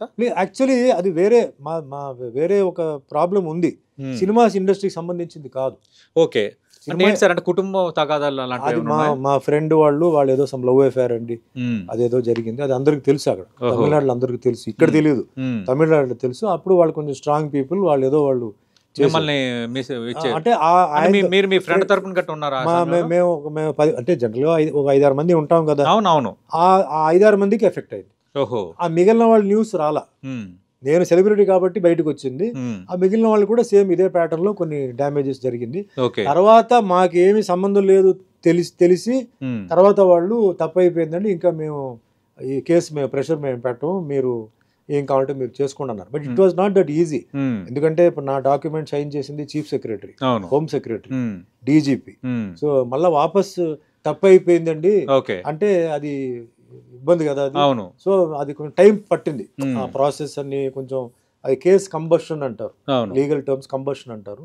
ఫైనల్గా కేస్ కంబషన్ చేసి అప్పుడు గవర్నర్ అలెగ్జాండర్, అంటే మా మదర్ వాళ్ళ అదే sir. Batchmate PC Alexander. PG Alexander, Tamil Nadu governor చేశారు. ఆయన వెళ్ళి మా మదర్ కలిసి ఉమ్, ఏమండి ఎఫ్ఐఆర్లో పెట్టారు, 2.5 years అయింది, ఉమ్, 2.5 years ఎఫ్ఐఆర్ ఏంటండి, అంత టెర్రరిస్ట్ ఏంటి అతను, ఉమ్, వైద్య డూలింగ్. అప్పుడు ఆయన ఆఫీసర్స్ని పిలిస్తే అప్పుడు వాళ్ళు వచ్చి, లేదు సార్ ఇది కాదు ఇది, but it's fabricated case, okay. Um. Close the matter as soon as possible చెప్తే టక్ అని క్లోజ్ అయిపోయి మ్యాటర్ అయిపోయింది. మీ స్నేహితుడి ప్రేమ వ్యవహారం దీని వెనక్కి కారణం. ఓకే. కానీ అందుకే ఇండస్ట్రీలో మీరంటే పడన వాళ్ళు చేయించారు, చిరంజీవి చేయించారు, యాడ్ అవుతాయి సార్, యాడ్ అవుతాయి. ఇలాగ ఎందుకు సార్ ఎక్కువ ప్రచారం జరిగింది? ఉంటాయి సార్ ఫ్యాన్స్. పాపం ఇప్పుడు కూడా, ఈ రోజు కూడా ఉమ్, ఫ్యాన్స్ క్లాష్ జరుగుతున్నాయండి ఉమ్, ఇప్పుడు కూడా. అంటే ఇప్పుడు చెప్పాలంటే ఫ్యాన్స్ గొడవ చేసుకుంటారు, అవును. కొట్టుకుంటున్నారు, చేస్తున్నారు. చాలా ఫూలిష్నెస్ అండి. ఉమ్, అలాంటిది ఏది ఉండదు. కానీ వీళ్ళే ఎవడో ఒకరు సృష్టించి ఓకే. అలా అన్నారని ఇలా అన్నారని న్యూస్లో రావడం. ఉమ్. అండ్ అప్పట్లో ఈ జర్నలిజం కూడా ఎలా ఉంటుందంటే, ఈ బుక్స్ అంటారు కదా, అంటే అప్పుడు ఎందుకు సార్ స్పెసిఫిక్ గా చిరంజీవి పేరు Because- వచ్చింది? అంటే అది అంటే చిరంజీవికి మీకు కొంచెం పోటీ ఏమైనా ఉండేదా? డెఫినెట్లీ ఉమ్, ఇండస్ట్రీ మేమే కదండి అప్పుడు. ఆఫ్టర్ ఇప్పుడు రామారావు గారు, కృష్ణ గారు, కృష్ణరాజు గారు, సోహన్ బాబు గారు వీళ్ళు వెళ్ళిపోయిన తర్వాత వేరే గ్రూప్ ఉండేది. బట్ అందరికీ తెలుసు నేను చిరంజీవి గారు అంటే 1 or 2, 2 or 1 అని చెప్పినా కూడా మేమే సాంగ్స్ ఫైట్స్ అవన్నీ చెప్తే మాదే సినిమాలు. అండ్ సినిమాలంతా ఏంటంటే అక్కడ నెలకి ఒక సినిమా మాది రిలీజ్. నెలకొకటి. నేను చిరంజీవి గారు కూడా మేము సంవత్సరానికి 8 సినిమాలు 9 సినిమాలు రిలీజ్ అయ్యాయి. మా వర్కింగ్ అవర్స్ డిఫరెంట్. ఇప్పుడు వీళ్ళంతా చేయలేరండి. మార్నింగ్ 7 గంటలకు స్టార్ట్ చేస్తే రాత్రి 12 దాకా వర్క్ చేసాం. 3 షిఫ్ట్లు, 3 ప్రొడ్యూసర్స్ కి. ఆ వర్కింగ్ స్టైల్ ఇప్పుడు ఎవరు చేయలేరు. అందరూ చిరంజీవిగా ఇంక్లూడింగ్ కృష్ణ గారు కూడా చేశారు ఆ టైంలో. అంటే రిటైర్మెంట్ స్టేజ్ అయినా నైట్స్ చేసాం. సో అట్లా మాకే కాంపిటీషన్. ఆ డిస్ట్రిబ్యూటర్స్ లో కూడా థియేటర్ దొరకాలి కదా, మల్టీప్లెక్స్ లేవు. సో చిరంజీవి గారి సినిమా వస్తుందా, అప్పుడు సుమన్ సినిమా వెనక్కి వెళ్దాం. సుమన్ సినిమా వస్తుందా, అప్పుడు చిరంజీవి గారి సినిమా 2 వారాలు వెనక్కి వెళ్దాం. ఇట్లా మాట్లాడుకుని ఒకే డిస్ట్రిబ్యూటర్ 2 సినిమాలు కొనేవాడు. ఇలా అంతా ఉండేది. So I was his competitor, he was my competitor. అది దట్ జనరలీ ఎవ్రీబడి నోస్. వేరే ఎవరు లేరు. సో జనరలీ బ్లేమ్ అలాగే వస్తుంది. అతనే చేసి ఉంటాడు, ఇతనే చేసి ఉంటాడు. తర్వాత ఏదో ఒక ఎల్లో జర్నలిజం లో ఒకటి రాస్తాడండి, అది బాగా పబ్లిసిటీ అయిపోయింది. ఆ తర్వాత ఎప్పుడైనా మీ ఇద్దరి మధ్య సంభాషణ వచ్చిందా, ఏంటి సుమన్ ఇట్లాగా అంటున్నారు నా మీద అని? చాలా సార్లు ఇంటర్వ్యూస్ లో వస్తున్నప్పుడు అంతా ఆయన ఎవరో ప్రెస్ రిపోర్టర్ కూడా అడిగాడు, ఏంటయ్యా ఇది ఇన్నిసార్లు నన్ను సుమన్ ని మీరు చేస్తున్నారు, కరెక్ట్ కాదు అది.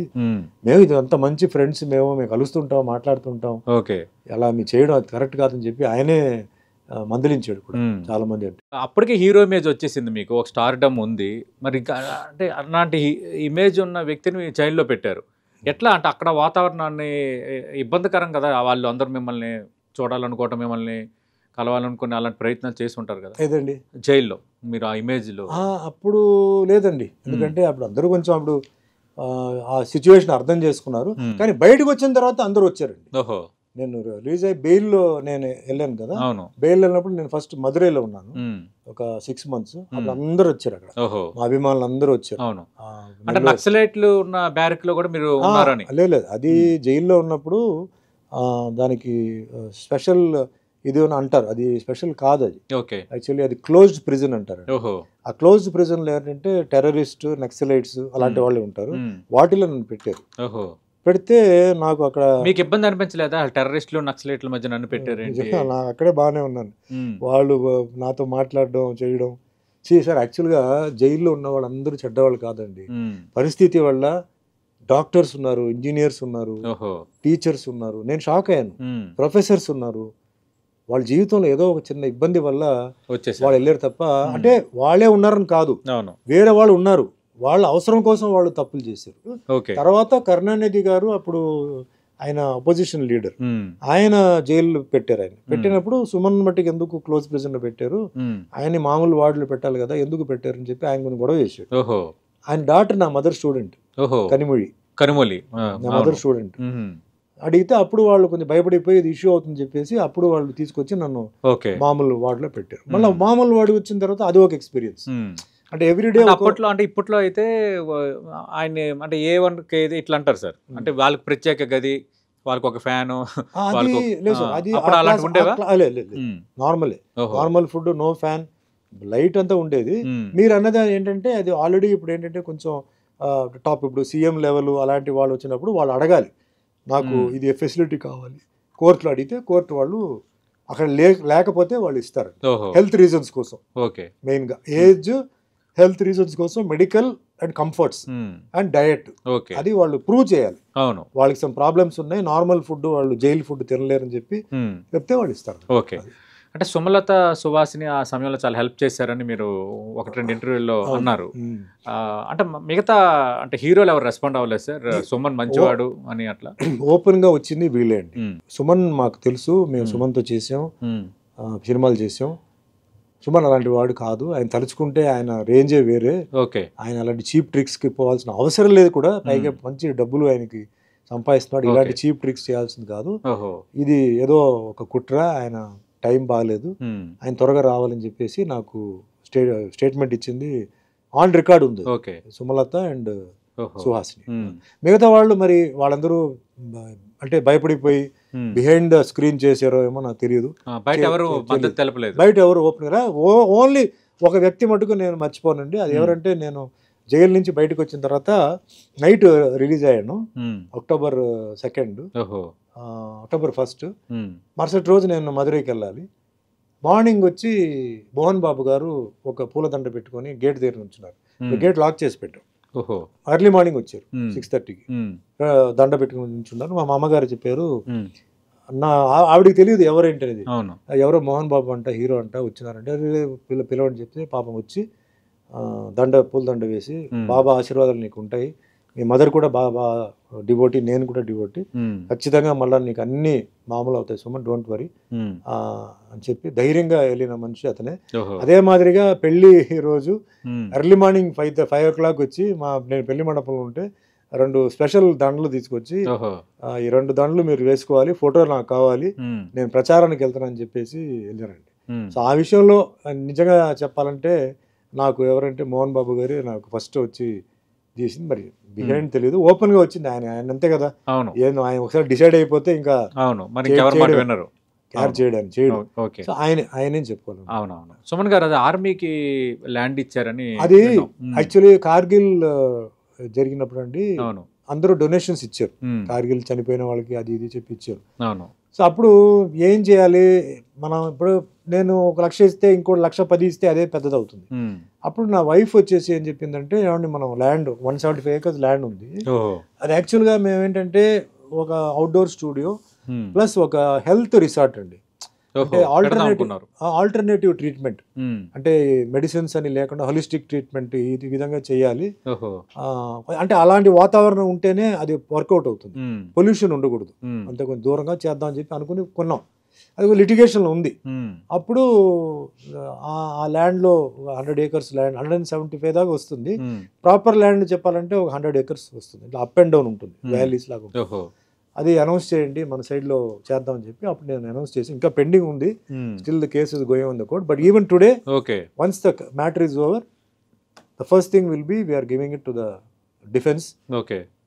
నాకేంటంటే మన దేశాన్ని కాపాడుతున్న వాళ్ళు, గ్రేట్ సార్, వాళ్ళని నేను పోయిన తర్వాత మేము ఉండము, మా పాప ఆవిడ తర్వాత మా ఫ్యామిలీ పేరు, దేశానికి సుమన్ ఏం చేశాడు అంటే, డబ్బులు నాకు పెద్దగా నా దగ్గర లేకపోయినా నాకున్న భూమి నేనేం కాపాడుకోలేదు, నేను వాటిల్లో నేను ఒక వాట, నేను చనిపోయిన కార్గిల్లో మన దేశం కోసం చనిపోయిన సైనికులు వాళ్ళ ఫ్యామిలీస్కి, అంటే ఆర్మీ, నేవీ, ఎయిర్ ఫోర్స్, వాటికి ఈ ల్యాండ్ ఇచ్చి వాళ్ళకి ఇల్లు ఇచ్చేస్తాం, తర్వాత వాళ్ళ ఇష్టం. అది ఎంతమంది ఉన్నారు సార్ అట్లాగా తెలియదు సార్ నాకు. అంటే ఇది ఆ ల్యాండ్ లో 100 acres విల్ గో 3 people అండి, ఆర్మీ, నేవీ, ఎయిర్ ఫోర్స్. అంటే మిగతా నాకు తెలియదు, నాకు అప్పుడు అనుకుంది అది మనసులో, నా వైఫ్ చెప్పింది, అండ్ నా వైఫ్కే నేను థ్యాంక్స్ చెప్పాలి, ఆ థాట్ నాకు రాలా. నా వైఫ్ శిరీషాకే నేను థ్యాంక్స్ చెప్పాలి, ఎందుకంటే ఈరోజు అది వాల్యూ బాగా పెరిగింది, అయినా ఈ రోజు కూడా మేము అది ఇస్తున్నాం. దానికి వన్స్ చెప్పింది నో, ఎందుకంటే సుమన్ అన్న పేరు, సుమన్ తల్వార్ అన్న పేరు నిలబడాలి, భారతదేశంలో నిలబడాలి. ఏం చేశాడు సుమన్ తల్వార్, యాక్టర్ గా ఏం చేశాడు, ఇది చేశాడు, ఒక్కొక్క యాక్టర్ ఒక్కొక్కటి చేస్తున్నారు, సుమన్ తల్వార్ చేశాడు, సుమన్ ఫ్యామిలీ ఇది అనేది నేను చేస్తాను. ఎక్కడ సార్ అవి ల్యాండ్స్? భువనగిరి దగ్గర సార్. భువనగిరి దగ్గర, రైట్. Great sir. ఈ విషయంలో మాత్రం మీకు 10 TV తరపున, వ్యక్తిగతంగా నా తరపున కూడా హ్యాట్స్ ఆఫ్ సార్. ఎందుకంటే ఇప్పుడు ల్యాండ్, దాని కాస్ట్, దాని వాల్యూ అందరికీ తెలిసిందే, కానీ అలాంటిది మీరు అన్ని ఎకరాల ల్యాండ్ వాళ్ళకి ఇవ్వాలని సదుద్దేశం అనేది మీ వ్యక్తిత్వాన్ని తెలియజేస్తుంది. మనం చూసాం సుమన్ తల్వార్ ప్రముఖ నటులు. నేను ప్రారంభంలో అన్నట్టుగా ఆయన జీవితం పూలబాట కాదు, కానీ కష్టాలు వస్తే దాన్ని ఎట్లా ఎదుర్కోవాలి, ఎట్లా ఒడిసి పట్టుకోవాలి, కష్టాల నుంచి పాఠాలు ఎట్లా నేర్చుకోవాలి, ఆ పాఠాలని మళ్ళీ విజయ సోపానాలుగా ఎట్లా మార్చుకోవాలి అనటానికి సుమన్ గారు ఒక perfect example. Thank you Suman గారు. మీ 10 TV వీకెండ్ పాడ్కాస్ట్లో భాగంగా ఒక స్పెషల్ గెస్ట్ మేము కలిసినందుకు చాలా హ్యాపీగా ఉంది. నేను ఒకటే అండి, ఇంటర్వ్యూలో నేను ఎవరిని కించపరచాలనే ఉద్దేశంతో నేను మాట్లాడలేదు. అవును, ఈ ఇంటర్వ్యూ కొందరికి ఏంటంటే బ్యాక్గ్రౌండ్ లేని వాళ్ళకి, బ్యాక్గ్రౌండ్ ఉన్న వాళ్ళకి ఇది పెద్ద పనికి రాకపోవచ్చు, కానీ బ్యాక్గ్రౌండ్ లేని వాళ్ళకి, తర్వాత ఒకసారి అటెంప్ట్ చేసి ఫెయిలియర్ అయిన వాళ్ళకి, అలాంటి వాళ్ళకి ఒక్క అటెంప్ట్ కాదు, మీరు ఇంకా ప్రయత్నాలు చేస్తే జీవితం ఉంటుంది, సాధించవచ్చు. అవును. సో ఆ విధంగా ఇన్స్పైర్ అవ్వాలి. అండ్ చాలా మందికి రకరకమైన డౌట్స్, మేము ఇట్లా విన్నాం అట్లా విన్నాం, అవును. వెబ్సైట్లు ఇలా పెట్టారు ఇలా పెట్టారని. అవును. ఇప్పుడు నేను మాట్లాడేది ఏంటంటే 200% నిజం, దీంట్లో ఎటువంటి అబద్ధం లేదు. నేను చెప్తున్నా కదా సార్, ఒక సినిమా యాక్టర్ని ఇంటర్వ్యూ చేసినట్టుగా లేదు, ఒక లైఫ్ గురు చేసినట్టుగా ఉంది. రైట్. అది వాళ్ళకి ఉపయోగపడాలని నేను డెఫినెట్లీ సార్, మీరు ఏవైతే అనుకున్నారో దానికి తగ్గట్టుగానే మా 10 టీవీ కూడా అదే పాజిటివ్గా మీ యొక్క ఇంటర్వ్యూకి ఖచ్చితంగా ప్రాచుర్యం కల్పిస్తాం సార్. ఇది ప్రముఖ సినీ నటులు సుమన్ గారితో 10 టీవీ వీకెండ్ పాడ్కాస్ట్.